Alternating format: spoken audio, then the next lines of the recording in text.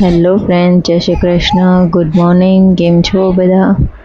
તો આજની સવાર અમારી કંઈક આવી રીતે થઈ છે. અહીંયા ટબમાં બેસીને નાહવાની બહુ મજા આવે છે. તમારો પણ આવો અનુભવ હોય તો શેર કરજો મારી સાથે.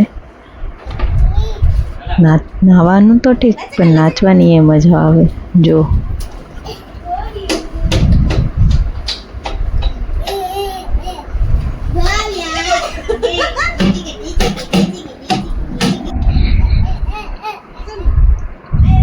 ટબમાંથી પડી ભલે જઈએ પણ નાચવાનું નહીં છોડીએ. તો અહીંયા ચાલી રહી છે થોડી ઘણી સાફ સફાઈ, કેમ કે વરસાદ ટાણો છે એટલે બધું ઢાંકીને રાખવું પડે.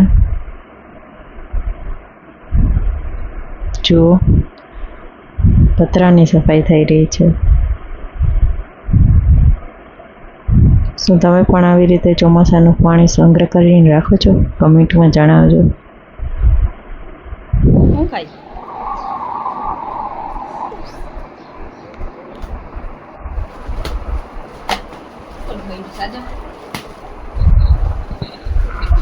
તો અહીંયા સાંજ થઈ ગઈ છે ને સાંજે તો હળવો કંઈક નાસ્તો જોઈએ.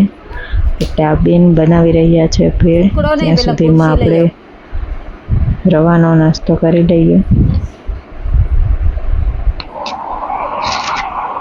બસ લઈને આવ અહીંયા આવી જા. હા, કોને દોડ્યું? અહીંયા આવી જા. આમ બેસવાનું હોય.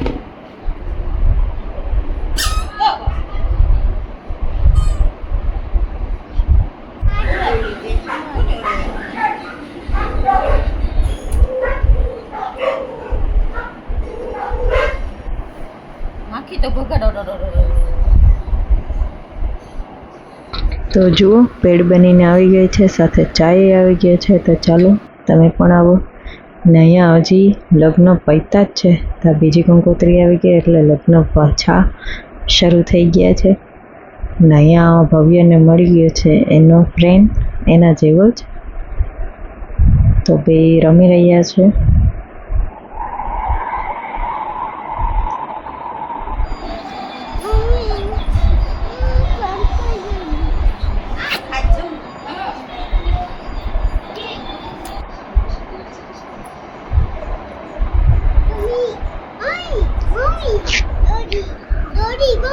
તો ચાલો થોડુંક લેસન કરી લઈએ. તો અહીંયા બે ભાઈ બેઠા છે લેસન કરવા માટે. કલર કરો ભવ્ય, કલર કરો. હાલ્યો.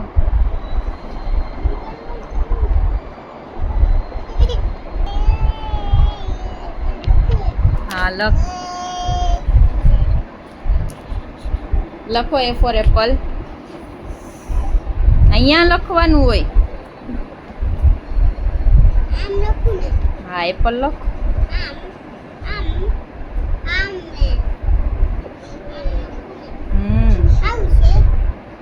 એ કલર છે.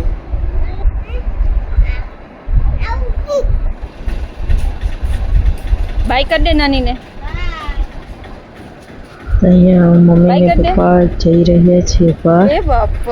ને એમને જોઈને ભવ્યને આવી ગયું રડવાનું, કારણ કે એને પણ જવું છે એ લોકોની સાથે. તો એ બંને ક્યાં ગયા છે, જો જાણવું હોય તો કમેન્ટ કરજો. અને આજનો બ્લોગ અમારો કેવો લાગ્યો એ પણ કમેન્ટમાં જરૂર બતાવજો. નવા હોય તો સબસ્ક્રાઈબ જરૂર કરજો, લાઈક શેર પણ કરજો. Good night.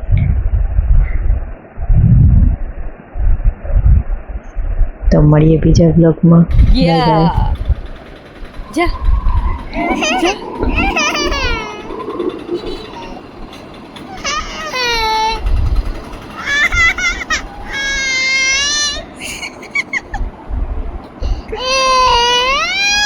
મૂકીને વહી ગયા.